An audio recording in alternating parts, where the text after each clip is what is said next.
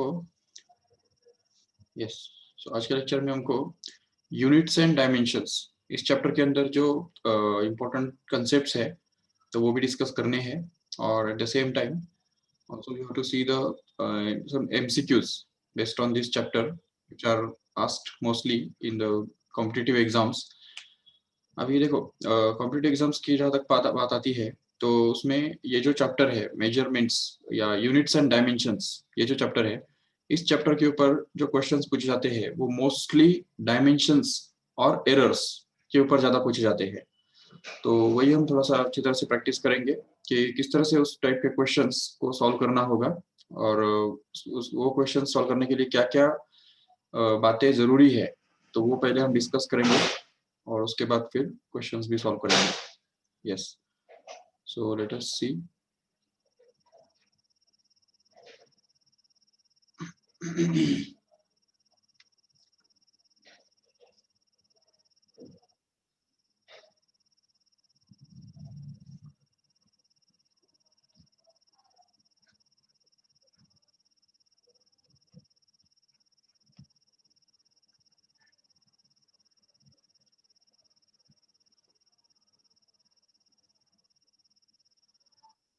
ठीक है तो अभी जैसा कि बेसिक बातें जो है जो कि बेसिक बातें जो हमको ऑलरेडी रेगुलर लेक्चर्स के अंदर ऑलरेडी पता है तो वो बातें हम यहाँ पे फिर से रिपीट नहीं करेंगे क्योंकि I hope all of you have done with the units and measurements और units and dimensions in at the regular level. तो रेगुलर लेवल पे आपको ऑलरेडी अपने ये स्टडी किया हुआ है तो उसमें उसके अंदर आपने देखा होगा कि जो 7 फंडामेंटल क्वांटिटीज होते हैं जिनको डिनोट किया जाता है मास मास को डिनोट किया जाता है m से बराबर और लेंथ को डिनोट करते हैं l से फिर टाइम को लिखते हैं t से फिर आता है करंट उसको हम लिखते हैं I से फिर आता है टेम्परेचर जिसको लिखा जाता है थीटा से और फिर जो ल्यूमिनस इंटेंसिटी होता है उसको एक्सप्रेस करते हैं कैंडेला से और लास्ट होता है number of moles that is denoted by n। So all this are the 7 fundamental quantities and in सभी फंडामेंटल क्वांटिटीज के जो पावर्स होते हैं x y z a b c d या जो भी कुछ है तो इन सभी पावर्स को ही हम क्या बोलते हैं डायमेंशंस बोलते हैं। याद रखो ठीक से। So these powers are called as actually the dimensions. तो हर एक क्वांटिटी जिस तरह से इन फंडामेंटल क्वांटिटीज के ऊपर डिपेंड करता है तो उसके हिसाब से उस क्वांटिटी का डायमेंशंस निकल आता है डायमेंशन हम निकाल सकते हैं। तो कोई भी क्वांटिटी जिस तरह से मतलब फंडामेंटल क्वांटिटीज के ऊपर वो किस तरह से डिपेंड करता है वो जान के हम उसका डायमेंशन निकाल सकते हैं। जैसे फॉर एग्जांपल फोर्स का डायमेंशन निकालना है एज जस्ट एग्जांपल में बता रहा हूँ force can be written to be equal to the mass into acceleration. तो acceleration can be written to be equal to mass into velocity change in velocity upon time and velocity itself can be written to be equal to distance upon time. So we can finally have that mass into velocity which is actually going to be length upon time and that is to be divided by time again so that we can get it as mass into length and time का जो है time raised to -2।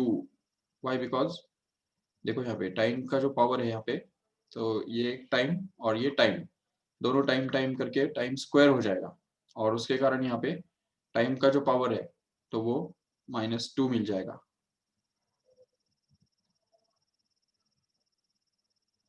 Okay तो ये जो quantity है वो depend कर रहा है मास लेंथ और टाइम के ऊपर जो कि these are the one of the fundamental quantities. See here this first one stands for mass. Okay याद रखो ठीक से this is the mass. This L stands for the length actually remember length. Then T stands for time. Okay T को क्या बोलते हैं time बोलते हैं और I का मतलब क्या होता है यहाँ पे current. Okay electric current. Yes then theta जो है theta stands for temperature not the angle it stands for temperature. Yes and CD मतलब कैंडेला कैंडेला मतलब it is a unit of luminous intensity। ठीक है ना luminous intensity मतलब ही light का जो इंटेंसिटी होता है तो उसको हम ल्यूमिनस इंटेंसिटी बोलते हैं, and that is denoted by CD, that is candela, and N stands for number of moles. Okay, so it is going to be number of moles. Yes, तो इस तरह से उसको हम एक्सप्रेस कर सकते हैं आराम से. So once we get this, all these 7 quantities expressed by the symbols, we can just have this dimensional formula for force, simply expressed as m raised to 1, L raised to 1, and T raised to -2. This is how the dimensional formula for force looks like. Okay, तो force का जो dimensional formula है तो वो इस तरह से दिखाई देता है, याद रखो ठीक से. और इवन जो फोर्स का जो यूनिट होता है तो यूनिट से भी हम उसका डायमेंशन निकाल सकते हैं. देखो कैसे, तो उसके लिए लेकिन क्या है ना कि मास जो है, मास का किलोग्राम यूनिट होता है और एक्सेलरेशन का जो यूनिट है वो मीटर पर सेकेंड स्क्वायर होता है. भले अभी फोर्स का यूनिट होता है newton, but we have to remember that newton is equivalent to kilogram metre per second square. अभी किलोग्राम किसका यूनिट है? मास का, तो उसको हम लिख देंगे m1. मीटर किसका यूनिट है? टाइम लेंथ का, तो इसलिए उसको हम लिख देंगे L1. और सेकेंड किसका यूनिट होता है?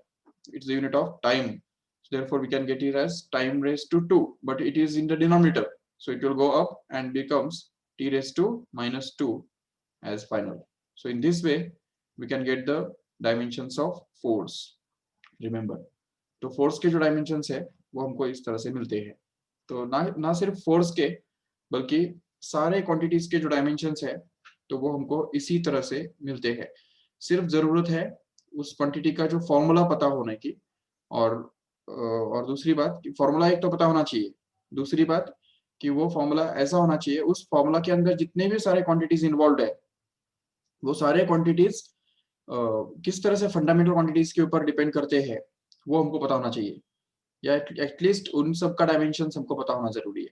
तो तब जाके हम किसी भी क्वांटिटी का डायमेंशंस निकाल सकते हैं. बिल्कुल, यस. अभी देखो डायमेंशंस में एक्सप्रेस करने के कितने सारे फायदे हैं. तो देखो सबसे पहला ये फायदा है, using the dimensional analysis we can find out the conversion factor between the two physical quantities. मतलब कन्वर्जन फैक्टर जो होता है, एक यूनिट एसआई यूनिट और सीजीएस यूनिट, इन दोनों के बीच में जो कन्वर्जन फैक्टर होता है, जैसे तुमको पता है कि 1 newton is actually equal to 10⁵ dyne. Okay, तो ये हम समझ सकते हैं आराम से यूजिंग दिस डायमेंशंस ओनली. तो डायमेंशंस यूज करके ही हम ये प्रूव कर सकते हैं how this 1 dyne is actually equal to 10⁵ dyne. Okay, and even using the same thing we can understand how 1 joule is actually equal to 10⁷ erg, or even all the conversion factors can be found out by using this dimensional method only. We have seen already in the regular how to find out the conversion factor between the two units of a same physical quantity in two different systems, remember. And also the second thing is that to verify the equation, कोई भी equation जो है तो वो हम verify कर सकते हैं यूजिंग डायमेंशंस. ठीक है, तो कोई भी इक्वेशन करेक्ट है या नहीं ये इतना हम चेक कर सकते हैं जस्ट यूजिंग डायमेंशंस ओनली. और तीसरा जो है वो तीसरा उसका यूज है, we can establish new relationships. Okay, various physical quantities के बीच में जो रिलेशनशिप्स है तो वो हम नए रिलेशनशिप्स डिराइव कर सकते हैं just by using dimensions only. And we have already seen all these 3 methods. ये तीनों जो यूजेस है तो वो हमने ऑलरेडी रेगुलर के अंदर देखे हैं कि किस तरह से इनको यूज करना होता है, नो डाउट. बट इनके कुछ लिमिटेशंस भी है, याद रखो ठीक से. सबसे पहला लिमिटेशन क्या है इसका, कि जिन जिन रिलेशनशिप्स के अंदर मल्टीप्लिकेशन एंड डिवीजन है वही सिर्फ इसमें से इस्टेब्लिश किए जा सकते हैं. जिनके अंदर प्लस साइन है या माइनस साइन है या पावर्स है, ठीक है, पावर्स इस तरह से e रेज टू पावर या समथिंग रेज टू समथिंग, ठीक है, वो उस टाइप के जो रिलेशंस है, या ट्रिगोनोमेट्रिक फंक्शंस जिसके अंदर आते हैं, या लॉगरिथमिक फंक्शंस जिसके अंदर आते हैं, तो वो इस टाइप के जो रिलेशनशिप्स है तो वो हम इस्टेब्लिश नहीं कर सकते हैं. ठीक है, डायमेंशन यूज करके we can not find out the relationships between the quantities which are connected by plus sign or minus sign or power or trigonometric functions or logarithmic functions. Okay, ये बात याद रखो ठीक से. This is the first limitation. And also the second limitation is that the dimensional analysis holds true only for the three variables. जब तक तीन variables के ऊपर वो quantity depend करता है तब तक ये ठीक है, चल जाता है, because we can find out the three equations and solve them simultaneously and get the answer, get the values of x, y, z, so as to get the dimensions or new relationships. But new relationships cannot be found out if the some quantity depends on more than three variables. Okay, तो more than three variables के ऊपर अगर वो quantity depend करता है तो उस case में वो possible नहीं होगा ये डायमेंशन का मेथड यूज करना और जो नए नए रिलेशनशिप्स ढूंढना. और तीसरी बात ये है कि अगर सिमिलर डायमेंशंस वाले क्वांटिटीज अगर इन्वॉल्व है किसी इक्वेशन के अंदर तो फिर उस केस में भी डायमेंशन का जो मेथड है वो फेल हो जाता है. Yes, okay. इसमें अभी कुछ रूल्स है हमको समझने जैसे, तो वो रूल्स हमको अच्छी तरह से याद रखने हैं, तो जो कि एमसीक्यू सॉल्व करने के लिए हमको काम में आएंगे. याद रखने से सबसे पहला जो है तो वो है principle of homogeneity. Remember what you mean by this principle of homogeneity is, see, the dimensions of LHS is always equal to the dimensions of RHS. This is called as the principle of homogeneity. It's very simple. ठीक है, जैसे कोई भी equation अगर देखते हो तो जैसे v equal to u plus a t, जैसा कि हमने अभी भी देखा, तो उसमें LHS के डायमेंशंस क्या है? LHS के डायमेंशंस बनते हैं dimensions of velocity which is going to be L1 and t minus 1, no doubt. And what are the dimensions of RHS if we see? So RHS के डायमेंशंस बनते हैं u plus at के dimensions, जो कि अब देखो u के dimensions separate और at के डायमेंशंस सेपरेट. अगर हम निकालेंगे तो हमको मिलेगा u मतलब क्या है? इनिशियल वेलोसिटी, तो वो तो वेलोसिटी है ना, इसलिए उसका डायमेंशन जो वही आएगा L1 t minus 1, जो कि वेलोसिटी का नॉर्मली होता है. और एक्सेलरेशन के डायमेंशंस जैसा कि हम जानते हैं उसके यूनिट से मिलते हैं मीटर पर सेकंड स्क्वायर, मतलब ये L1 t minus 2 करेक्ट है. ये हमको मिल गया एक्सेलरेशन का डायमेंशन, और टाइम का जो डायमेंशन है वो t1 होता है. अभी अगर इन दोनों को हमने ऐड किया तो देखो इसको सिंप्लीफाई करो पहले, तो L1 t minus 1 as it is, and here it will be L1 and t minus 2 and t1 adds up to t minus 1 actually, right? So here it is going to be t minus 1. Now we have to remember one thing, that whenever we add the two dimensions they should be same, and if they are same the addition will be same as each of them. Okay, तो ये L1 t minus 1 plus L1 t minus 1 क्या बनेगा? Simply L1 t minus 1 ही बनेगा. क्यों? क्योंकि देखो अगर suppose 3 kilogram plus 5 kilogram क्या बनता है? 8 किलोग्राम बनता है कि नहीं? तो ये जो किलोग्राम है, किलोग्राम का जो सामने वाला जो नंबर है उसको हम ऐड करते हैं ना कि किलोग्राम को ऐड करते हैं. ऐसा थोड़ी होता है कि kilogram plus kilogram becomes kilogram square.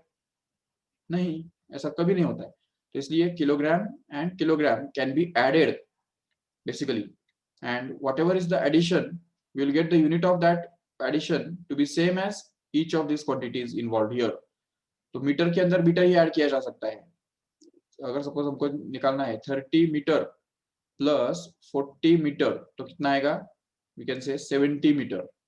बिल्कुल, तो मीटर प्लस मीटर जो है वो मीटर ही होता है कि नहीं? तो ये इसमें कहने की बात है, dimensions is just like unit only. तो यूनिट जैसा ही होता है, वो यूनिट के जैसा. तो इसलिए जब यूनिट ही ऐड नहीं होते तो डायमेंशंस कैसे ऐड होंगे? तो यहाँ पे जो डायमेंशंस मिलते हैं हमको दो क्वांटिटीज को अगर हम ऐड कर रहे हैं तो उस एडिशन का जो डायमेंशन है वो हर एक क्वांटिटी के डायमेंशन के बराबर रहेगा. तो इसलिए ये जो है ये हो गया dimensions of RHS, and this is going to be the dimensions of LHS which are equal, and hence we can say that this equation is verified in this way. तो याद रखो ये बात ठीक से, दो क्वांटिटीज को ऐड करने के टाइम उनके डायमेंशंस इक्वल होना जरूरी है, और जब इक्वल होते हैं तो तभी उन दो क्वांटिटीज को हम ऐड कर सकते हैं. और एडिशन का जो डायमेंशन है वो हर एक क्वांटिटी के डायमेंशंस के बराबर बनता है. ये एक बात अच्छी तरह समझ लो, ठीक है. And second point to note here is that if we have a trigonometric functions, okay, trigonometric function अगर हमारे पास है कोई, मान लो कि sin of x, okay, suppose y is equal to sin x, ऐसा एक इक्वेशन है हमारे पास, yes, तो x has to be dimensionless, ठीक है, x has to be dimensionless, मतलब x को डायमेंशनलेस रहना पड़ेगा, तभी ये sine y equal to sine x ये इक्वेशन डिफाइंड है. Otherwise, if x is measured in meter, then this equation is of no use. It's of no use. Actually, that equation will not make sense at all. So what we have to say here is, because see here, sin x, x मतलब क्या है यहाँ पे? It's going to be an angle ना, तो it is the angle. And angle कैसे define करते हैं हम, याद रखो. तो angle is actually defined as arc upon radius. अगर आपको याद है सभी को, तो एंगल का डेफिनेशन ही है, अभी अभी हमने सर्कुलर मोशन के अंदर भी ये फॉर्मूला देखा, देखो, तो arc is equal to angle is equal to arc upon radius. अभी सोचो आर्क मतलब क्या होता है, it's one type of length only, right, so it's dimensions are L1, right, okay, and what is the radius, it is the length again, so it's dimension is also L1. तो अगर हमने यहाँ पे angle का dimension निकालने के लिए try किया, तो L1 अपॉन L1 आ जाएगा, जिसमें से ये L1 और L1 कैंसिल हो जाएगा और बचेगा क्या, कुछ भी नहीं. तो इसलिए कहा जाता है कि थीटा जो है, एंगल के जो डायमेंशन है वो होते हैं M0, L0, T0, all 0. Okay, this is called as a dimensionless, remember. So in the same way here, x has to be the dimensionless quantity. If y is equal to sin x, this function has to be defined, तो उसके लिए x को dimensionless बनना ही पड़ेगा. And चलो ठीक है, ये x तो डायमेंशनलेस है ही, no doubt. At the same time this y also is dimensionless. Okay, y also has to be dimensionless. Why? Because see, y is equal to sin x है ना, तो sin x है, sin का definition तुमको याद है क्या है, sin theta is always equal to opposite side, मतलब length of opposite side upon hypotenuse, बराबर है. तो अगर हम ये यूज करेंगे यहाँ पे, तो length of opposite side, what is it measured in metre, right, and hypotenuse किस में मेजर करते हैं, वो भी मीटर में मेजर करते हैं. अभी सोचो अगर मीटर मीटर अगर डिवाइड करेंगे तो ये मीटर मीटर कैंसिल हो जाएगा and will get nothing as a dimensions और यूनिट. तो साइन थीटा का कोई यूनिट तो होता ही नहीं है, ना ही उसके डायमेंशंस होते हैं. देखो डायमेंशन की अगर बात करते हैं तो अपोजिट साइड का डायमेंशन क्या होगा, L1 होगा, और हाइपोटेनियस का डायमेंशन क्या होगा, वो भी L1 होगा. तो L1 को अगर L1 से डिवाइड करते हो तो L1 कैंसिल हो जाता है and we can get the dimensions L0, correct है. तो यहाँ पे हमको L0 मिलेगा. L0 मतलब ही क्या, इट्स डायमेंशनलेस. अभी L ही 0 है तो M तो है ही नहीं उसके अंदर, T भी है ही नहीं, तो इसका मतलब वो डायमेंशनलेस है, क्योंकि उसके सारे पावर्स MLT के सारे पावर्स 0 है, इसलिए उसको डायमेंशनलेस कहा जाता है. तो देखो जब भी हमको ऐसा इक्वेशन दिखता है y is equal to sine x, तो उसमें हमको समझना है this x is also dimensionless and y is also dimensionless. Okay, तो इसका मतलब अगर मान लो कि साइन ऑफ किसी इक्वेशन के अंदर अगर मान लो कि कहीं ऐसा हमको मिलता है कि y is equal to sine of x upon a, ऐसा अगर मिलता है तो उसमें क्या बोल सकते हो, तो देखो sine of x upon a है ना यहाँ पे, और x अपॉन a डायमेंशनलेस कब बनेगा, जब x का डायमेंशन a के डायमेंशंस के साथ बराबर बनेगा, तभी तो हम बोल सकते हैं ना कि x upon a will be dimensionless.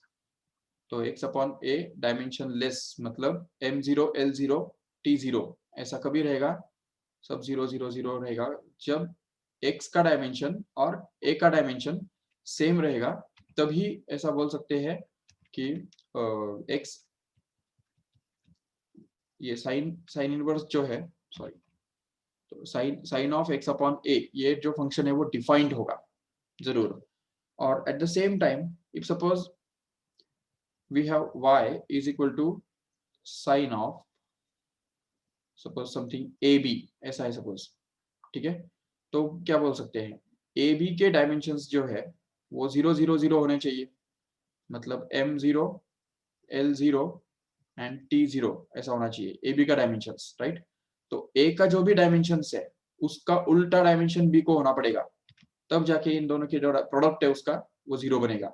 जैसे अगर ए का डायमेंशन अगर है मान लो m1 l2 t-3 ऐसा है, तो बी का डायमेंशन क्या होना पड़ेगा, तो बी के डायमेंशन रहेंगे m-1, okay, l-2 and t+3।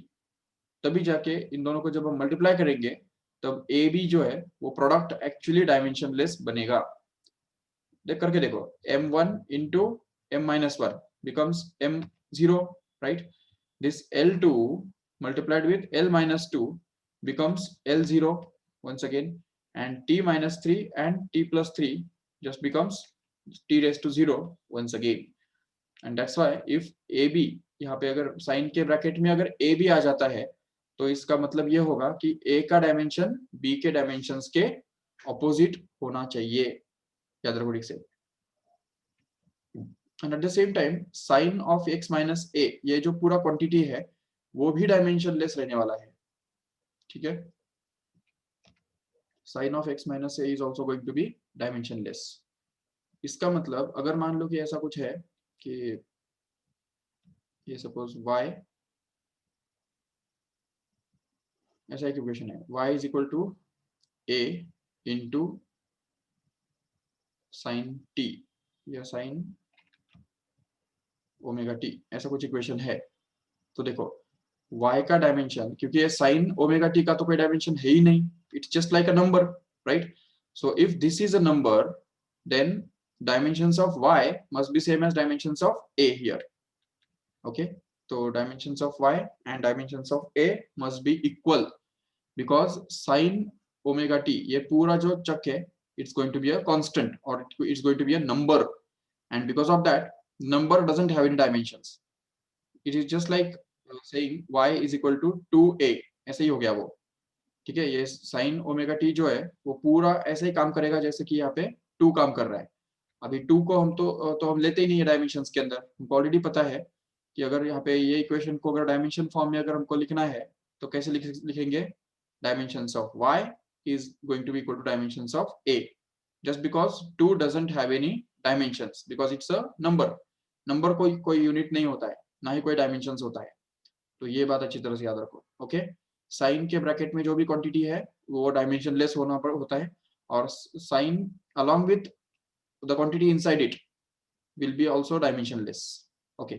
इसके साथ ही और एक बात, अच्छा अभी ये बात याद रखो, सिर्फ साइन की बात नहीं चल रही है, ऑल ट्रिग्नोमेट्रिक फंक्शंस की बात चल रही है, ओके। जो साइन के बारे में अभी मैंने बोला तो वो सारे ट्रिग्नोमेट्रिक फंक्शंस के लिए लागू होता है। जैसे अभी यहाँ पे tan x हो गया या cot x हो गया या cosec x हो गया या sec x हो गया, तो जितने भी सारे फंक्शंस है तो उनके बारे में हम यही बोल सकते हैं कि all these functions are dimensionless, बिल्कुल। सेक हो या कोसेक हो या tan हो या cot हो, not only that this tan x is dimensionless but the quantity inside this bracket of tan is also going to be the dimensionless, मतलब ये x भी dimensionless है और tan x भी dimensionless है। यहाँ पे x भी dimensionless है, at the same time cot x भी dimensionless है, ठीक है। So I hope all of you have understood this point better. Okay, the next thing here is that whenever we encounter with the exponential function, exponential function अगर हमारे पास आता है तो जैसा कि y is equal to suppose 2 raised to x like this, तो यहाँ पे x has to be dimensionless and at the same time y also has to be dimensionless, yes। So whenever we have this one quantity raised to another one, मतलब अगर suppose एक constant number को अगर दूसरा एक quantity raise किया हुआ है, पावर में अगर क्वांटिटी कोई है तो वो पावर के अंदर जितना भी पूरा क्वांटिटी है वो डायमेंशनलेस होना जरूरी है, और एट द सेम टाइम ये जो y है पावर, मतलब वो पावर करने के बाद जो क्वांटिटी हमको मिलता है वो भी डायमेंशनलेस होना जरूरी है, क्योंकि ये 2 नंबर है, इस 2 नंबर का कोई भी पावर अगर हम करेंगे तो वो जो भी आएगा वो एक नंबर ही रहेगा कि नहीं, it will be a number only, and that's why y will be a number, and that's why it's going to be a dimensionless quantity here, remember. Okay, so whenever we have this y is equal to 2 raised to x, then x and y both has to be dimensionless. The same thing is true for, अभी यहाँ पे सिर्फ 2 की बात ही नहीं चल रही है, 2 के बदले कोई भी दूसरा नंबर भी आ सकता है. If we have like y is equal to 3 raised to x, then again this x and y has to be dimensionless, no doubt. And even कोई भी नंबर हो सकता है वहां पे, ठीक है. So तीसरा पॉइंट ये है, in the same way here, if we have that y is equal to suppose something like log of x. okay, log of x मतलब log के ब्रैकेट में x आ रहा है, तो उस केस में भी हम बोल सकते हैं यहाँ पे कि x has to be the dimensionless quantity and y also has to be dimensionless quantity. X and y both of them has to be dimensionless when y is going to be equal to log x. ये बताइए समझ में सबको ठीक से? Okay चलो ठीक है फिर, तो अभी इसके ऊपर कुछ हम एमसीक्यूज सॉल्व करते हैं फटाफट.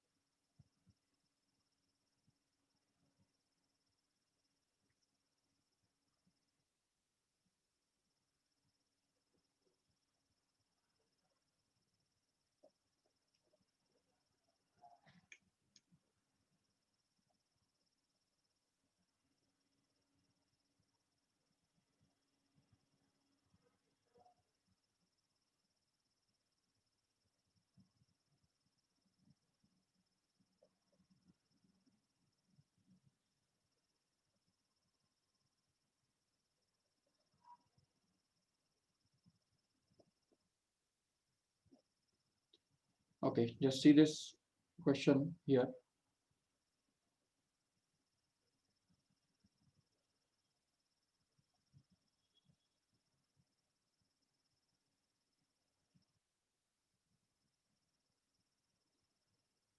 Yes, I hope all of you can see this question. The position of a particle moving along x-axis with uniform acceleration depends on time according to the equation x equal to at square minus bt cube. Then the dimensions of a and b are, options are lt minus 3, lt minus 2. Yes, all these are the options. Okay, how can we solve this? Check, क्या करेंगे यहाँ पे?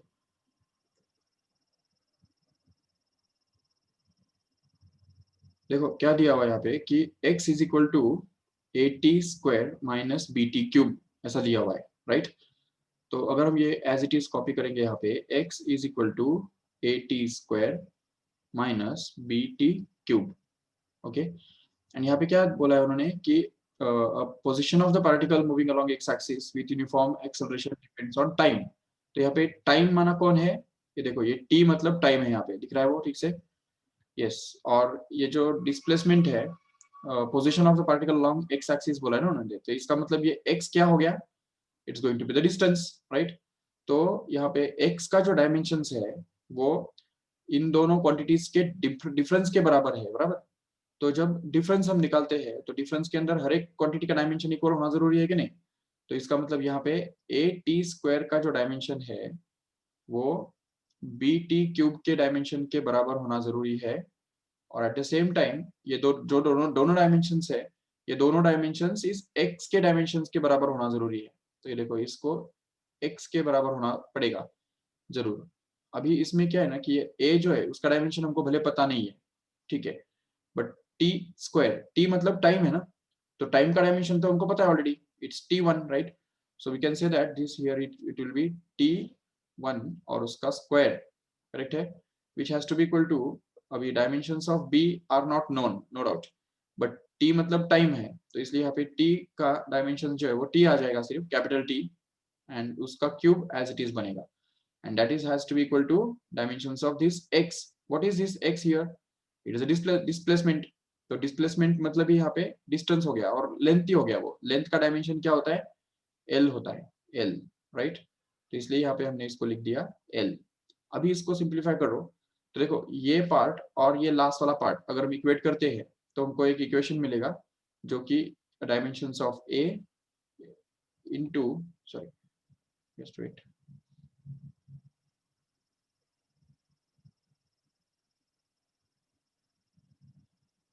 Yes, dimensions of a into t2, okay, will be equal to l1. okay, ये first and third part equate करने से हमको मिला. अभी क्या करो, ये जो सेकेंड पार्ट है और ये थर्ड पार्ट जो है उसको इक्वेट करो. तो इससे हमको मिलेगा b into dimensions of t cube is going to be equal to simply l, मतलब ही l1, right. And now if we take this t square in the denominator in that side, then we get these dimensions of a to be simply equal to l1, and t2 नीचे जाएगा ना तो ऊपर जाके वो t-2 बन जाएगा automatically. और यहाँ पे b जो है वो एक्चुअली बनेगा l1, and this t3 will go in the denominator.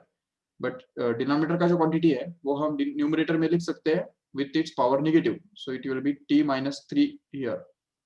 And hence a and b के डायमेंशंस हमको मिल गए. कहाँ पे वो ऑप्शन देखो ठीक से, l1 t-2, ये देखो l1 t-2 यहाँ पे लिख रहा है. और b के लिए क्या लिख रहा है, देखो l1 t-3 हमको चाहिए ना, तो ये देखो l1 t-3, ये यस, तो ये भी लिख रहा है हमको. So this 2 is going to be the correct option.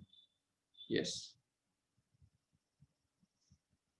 let us move to the next question.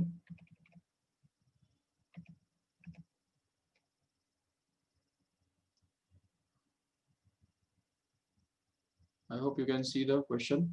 Y is equal to a sin omega t, omega into bracket x by v minus k into pi is an expression for the wave motion, dimensions of x and k, where omega and v are the angular velocity and linear velocity respectively.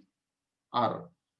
Okay, तो हमको क्या निकालना है, x का dimension निकालना है और k का भी डायमेंशन निकालना है, राइट.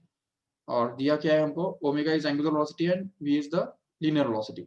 ओके, तो देखो इसमें यहाँ पे y is equal to a sine omega and bracket में x by v minus k by k into pi. Okay, इसको हम ब्रैकेट को ओपन करेंगे ना तो ऐसा भी इसको लिख सकते हैं, y is equal to a sine bracket में omega x upon v, right, minus k omega into pi, right. Okay, so अभी अगर इसको सॉल्व करेंगे आगे तो हमको पता चलेगा कि अच्छा, सबसे पहली बात ये याद करो कि साइन x, अभी अभी मैंने बताया कि साइन x जो होता है तो उसमें x क्या होता है, डायमेंशनलेस होता है, बराबर. तो अगर ऐसा है तो उस केस में ये पूरा जो ब्रैकेट दिख रहा है ना यहाँ पे, ये पूरा ब्रैकेट डायमेंशनलेस होना जरूरी है. ओके, तो omega x upon v minus k omega into pi has to be dimensionless, right. Dimensionless मतलब ही m0 l0 t0. इसका अभी डिफरेंस अगर डायमेंशनलेस है तो हर एक क्वांटिटी को भी डायमेंशनलेस बनना पड़ेगा, तब जाके डिफरेंस डायमेंशनलेस बन सकता है. तो इसलिए यहाँ पे omega x upon v has to be dimensionless. Okay, and at the same time this k omega into pi also has to be dimensionless. Okay, अभी उसमें से क्या है ना कि ये पाई जो है वो तो ऑलरेडी डायमेंशनलेस है तो उसको तो कुछ लेने की जरूरत ही नहीं थी. बट अभी यहाँ पे देख सकते हो ठीक से कि अगर x का हमको डायमेंशन निकालना है तो ओमेगा और v का अगर पता है तो x का निकाल सकते हैं आराम से, क्योंकि देखो ओमेगा का डायमेंशन क्या होता है पता है तुमको, ओमेगा मतलब क्या, थीटा अपॉन टाइम, याद है. Angular velocity is defined as angular displacement upon time.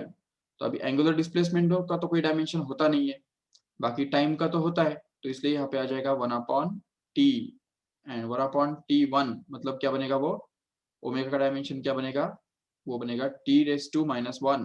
Okay, ये बात याद रखो ठीक से।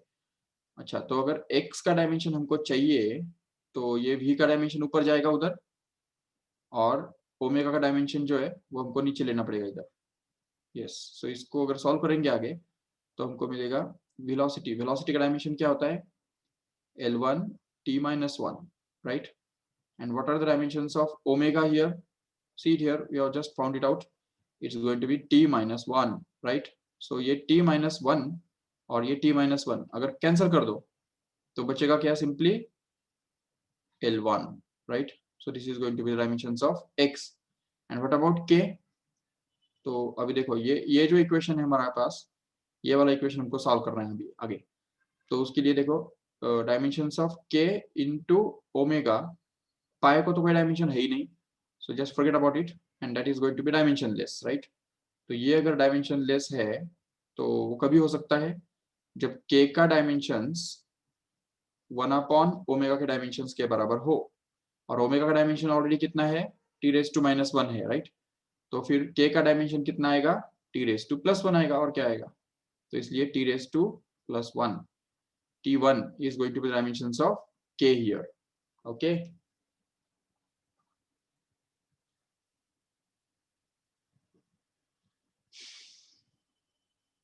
yes, so what is the final answer then? X is having the dimensions L1 and k is having dimensions t1. L1 t1 किधर है option, ये देखो L1 t1, that is going to be the correct option. Yes,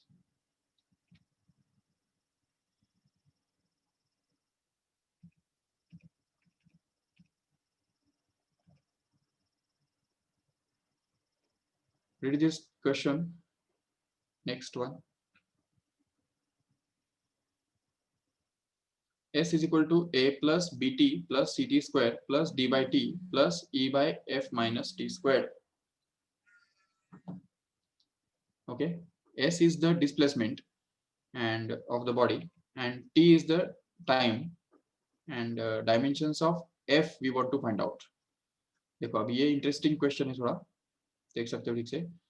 देखो ये question क्या दिया हुआ है उन्होंने, s is equal to a plus b t plus c t square plus d upon t plus e upon f minus t square, and we want to find out the dimensions of f, right?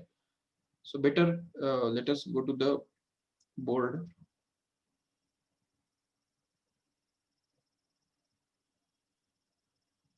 Yes, the equation is s is equal to a plus bt plus ct square plus d by t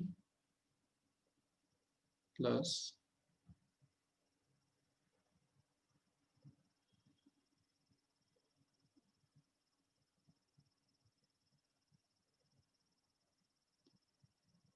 d by t plus e upon f minus t square. Yes, e upon f minus t square. Okay,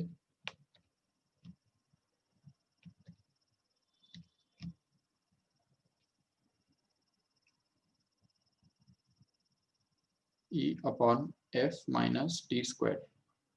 Yes, how will you solve this? देखो each of these terms a bt ct square d by t and e upon f minus t square, all these terms has to be the same dimensions, and their dimensions has to be same as this dimension of s here, right? तो each of this s का dimensions a के साथ बराबर होना पड़ेगा, s का dimensions bt के बराबर भी होना पड़ेगा, s का dimensions ct की स्क्वायर के बराबर भी होना पड़ेगा, eight the same time s के डायमेंशंस d by t के बराबर भी होने पड़ेंगे, और s के डायमेंशंस जो है वो e by f minus t square के भी बराबर होना जरूरी है।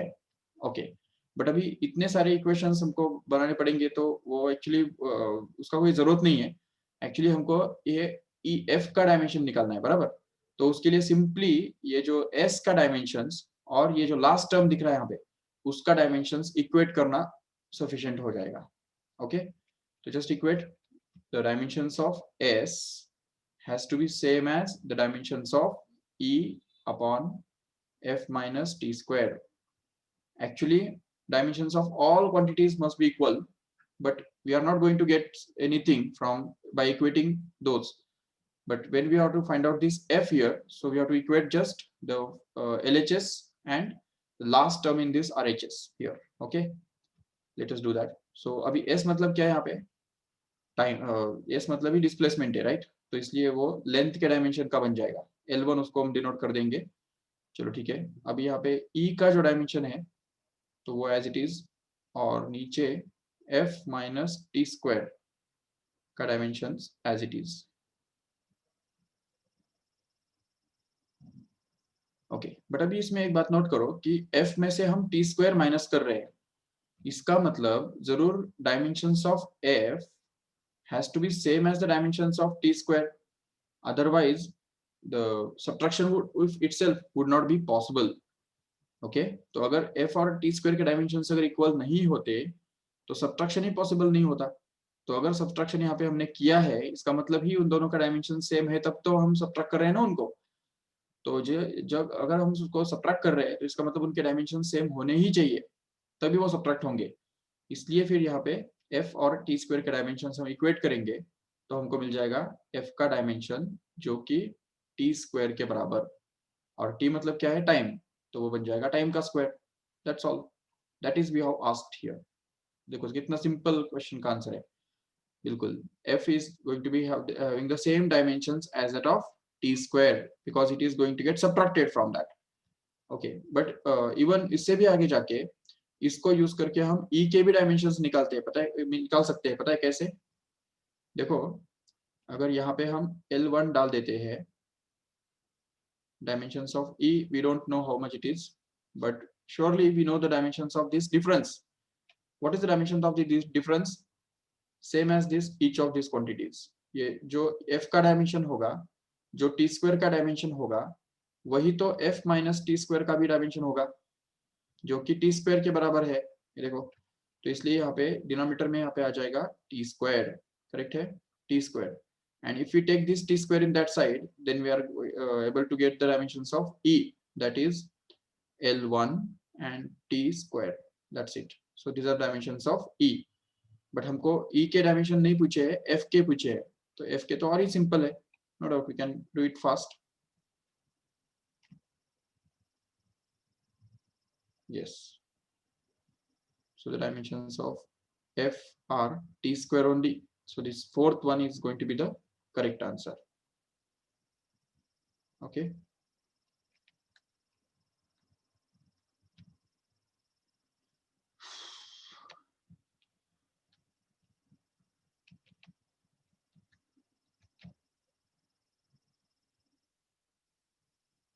Yes.